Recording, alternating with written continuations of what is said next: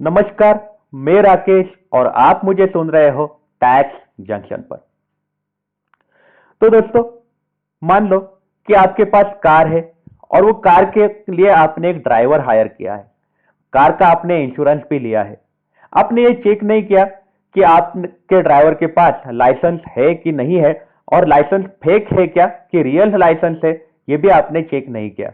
लेकिन आप ड्राइवर के साथ कार में निकले, गाड़ी का इंश्योरेंस है, थर्ड पार्टी इंश्योरेंस भी है। आप कार से निकले और आपने निकलने के बाद गाड़ी जो है वो ड्राइवर ने ठोक दी स्कूटर को, और वो स्कूटर का एक्सीडेंट हो गया। तो ऐसे केस में आपको पता नहीं है कि ड्राइवर के पास लाइसेंस क्या है क्या नहीं है, लेकिन आपको यह पता है कि आपके पास इंश्योरेंस है। तो क्या आप इंश्योरेंस कंपनी के पास थर्ड पार्टी लाइबिलिटी के लिए आप क्लेम दाखिल कर सकते हो क्या? उसके लिए एक फैसला आया है जम्मू हाई कोर्ट का। ये केस ऐसा है कि जम्मू हाई कोर्ट जो है उन्होंने फैसला दिया है। एक्चुअली इसका फाइनल फैसला यह आया है कि जम्मू हाई कोर्ट ने बोला है कि इंश्योरेंस कंपनी ने ड्राइवर के पास लाइसेंस है कि नहीं है, इससे ज्यादा इंश्योरेंस कंपनी ने यह देखना चाहिए कि पॉलिसी के टर्म्स एंड कंडीशंस मेट हुए हैं कि नहीं हुए हैं। तो इसके बदौलत इंश्योरेंस कंपनी को जम्मू हाई कोर्ट ने भी ऑर्डर दे दिया है कि आप जो स्कूटर का एक्सीडेंट हुआ है वो स्कूटर वाले को आप पैसे देने चाहिए। आइए जानते हैं कि हम ये केस में एक्चुअली डिटेल में क्या क्या हुआ और कोर्ट में क्या क्या चर्चा हुई। मैंने फाइनल फैसला तो आपको पहले ही बोल दिया है। तो ये केस है नेशनल इंश्योरेंस कंपनी लिमिटेड का। ये case national insurance company limited का है। ये पहले दाखिल हुआ था ट्राइब्यूनल ने भी सेम फैसला दिया था। ट्राइब्यूनल ने इंश्योरेंस कंपनी को ऑर्डर दिया था कि आप जो है वो स्कूटर वाले को आप पैसे दे दो। लेकिन इंश्योरेंस कंपनी है, नेशनल इंश्योरेंस कंपनी, ये अपने एक मुद्दे पे अड़े हुए थे। इन्होंने ऐसा बोला था कि ड्राइवर जो है, ड्राइवर के पास वैलिड लाइसेंस नहीं है, ड्राइवर के पास जो लाइसेंस है वो फेक है। तो जिस समय ड्राइवर के पास अगर लाइसेंस फेक है तो हम इंश्योरेंस कंपनी पैसे नहीं देने वाले हैं स्कूटर वाले को। तो ये इस यहां तक ये केस आ चुका था। तो ट्राइब्यूनल ने फैसला दे दिया था, लेकिन नेशनल इंश्योरेंस कंपनी अपने मुद्दे पे अड़े हुए थे, इसलिए वो चले गए थे जम्मू हाई कोर्ट में। लेकिन जम्मू हाई कोर्ट में डिस्कशन हुआ, ट्राइब्यूनल में क्या क्या बातें हुई। जब ये केस ट्राइब्यूनल में गया था तो यहाँ पे चर्चा निकल के सामने आई। तो सबसे पहले 12 फरवरी 2013 को लगभग शाम को 6:30 बजे ये नैनो कार जा रही थी और नैनो कार चला रहे थे उसके ड्राइवर, जो मालिक है जिसने इंश्योरेंस निकाला हुआ है उसके ड्राइवर गाड़ी चला रहे थे। ड्राइवर के पास लाइसेंस था वो फेक था, और ड्राइवर ने रैश ड्राइविंग भी करी थी और निग्लिजेंट ड्राइविंग करी थी। और उसके कारण क्या हुआ कि गाड़ी जो है नैनो, ये स्कूटर को इसने ठोक दिया और अकॉर्डिंगली एक्सीडेंट भी हो गया। एक्सीडेंट इस प्रकार से हुआ कि जो स्कूटर वाले थे उनको बहुत ज्यादा इंजरी आई। इतनी इंजरी आई कि वो परमानेंटली डिसेबल हो गए। ऑलमोस्ट 5% वो डिसेबल हो गए। 5% उनकी बॉडी जो है वो काम करना बंद कर गई। तो बट ऑब्वियस है, स्कूटर वाले जो है ये थर्ड पार्टी इंश्योरेंस क्लेम जो कार वाले का है उसमें क्लेम करने वाले थे। तो स्कूटर वाले जो है उन्होंने क्लेम फाइल किया था और ट्राइब्यूनल ने अकॉर्डिंगली डिसीजन दिया था। लेकिन ट्राइब्यूनल ने 3 सवाल पूछे थे। सबसे पहला सवाल ट्राइब्यूनल ने यह पूछा था कि क्या यह एक्सीडेंट हुआ है 12 फरवरी को जो नैनो कार से हुआ है, क्या ड्राइवर रैश और निग्लिजेंट तरीके से गाड़ी चला रहे थे? तो इसका जवाब बट ऑब्वियस था, यस।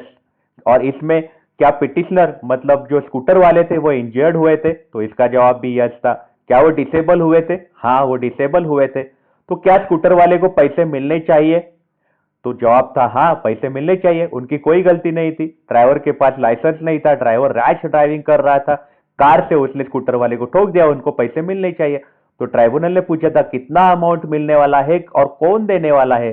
तो बट ऑब्वियस ये अमाउंट जो है ये एक्चुअली देने की जिम्मेदारी है इंश्योरेंस कंपनी की, क्योंकि इंश्योरेंस पॉलिसी है कार की, कार वाले ने थर्ड पार्टी इंश्योरेंस निकाला है, तो ये जिम्मेदारी है इंश्योरेंस कंपनी की।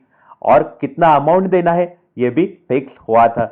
बट ऑब्वियस ट्रीटमेंट के पैसे ही मांगेगा स्कूटर वाला।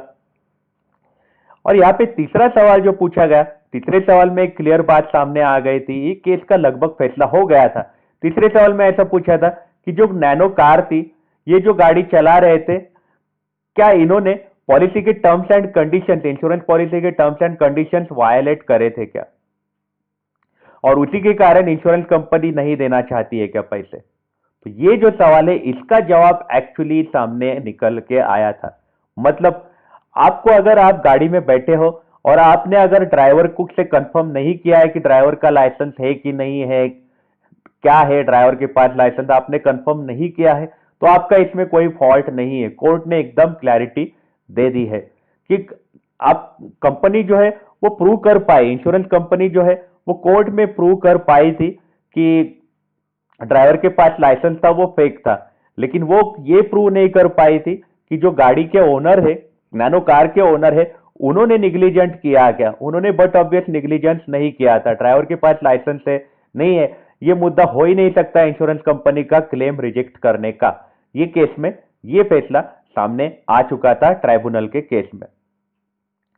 तो मतलब ये केस का एक्चुअली मेन ये है क्या, मेन एक्चुअली इस केस का रिजल्ट क्या है कि ड्राइवर के पास लाइसेंस फेक हो तो भी कोई प्रॉब्लम नहीं है। अगर आपने निग्लिजेंस नहीं किया है, मतलब आपको मालूम ही नहीं है ड्राइवर के पास लाइसेंस क्या है क्या नहीं है, और गाड़ी का एक्सीडेंट हो जाता है, तो इंश्योरेंस कंपनी आपको रोक नहीं सकती है।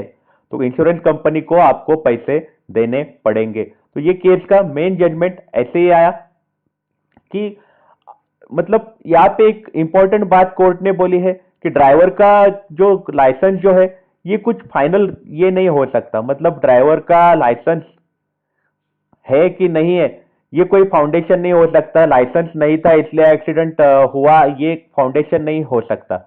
यहाँ पे इंश्योरेंस कंपनी को कोर्ट ने क्लियरली बोल दिया है कि ये फंडामेंटल नहीं है कि लाइसेंस नहीं है इसलिए एक्सीडेंट हो गया है। तो कोर्ट ने एकदम क्लियरली बोल दिया है कि निग्लिजेंस वगैरह प्रूव नहीं कर पाए थे इंश्योरेंस कंपनी की ओनर जो है, उन्होंने इंश्योरेंस के सारे टर्म्स एंड कंडीशंस कंप्लाई किए थे। मतलब उन्होंने अपने प्रीमियम टाइम पे भरे थे, उनको मालूम नहीं था कि ड्राइवर के पास लाइसेंस है कि नहीं है, और इंश्योरेंस कंपनी भी प्रूव नहीं कर पाई थी कि ड्राइवर के पास लाइसेंस नहीं है, ये ओनर को पता था करके। तो इस कारण क्या हुआ कि इंश्योरेंस कंपनी को बोला गया कि आप जो है ये पेमेंट कर दो। इंश्योरेंस कंपनी को थर्ड पार्टी इंश्योरेंस देने को बोला गया। तो ये वीडियो का मेन मकसद है कि आपको जानकारी देना कि आप कभी कभी ड्राइवर का लाइसेंस वगैरह आप पूछते नहीं हो है कि नहीं है, और बाद में एक्सीडेंट होता है तो इंश्योरेंस कंपनी आपका पेमेंट नहीं रोक सकती है। तो आपकी इस बारे में क्या राय है, मुझे आप कमेंट सेक्शन में जरूर बताइएगा। आप अपना ख्याल रखिएगा। अगर आप काम के लिए बाहर निकल रहे हो तो आप अपने आप को सैनिटाइज जरूर करिएगा। Take care, have a nice day.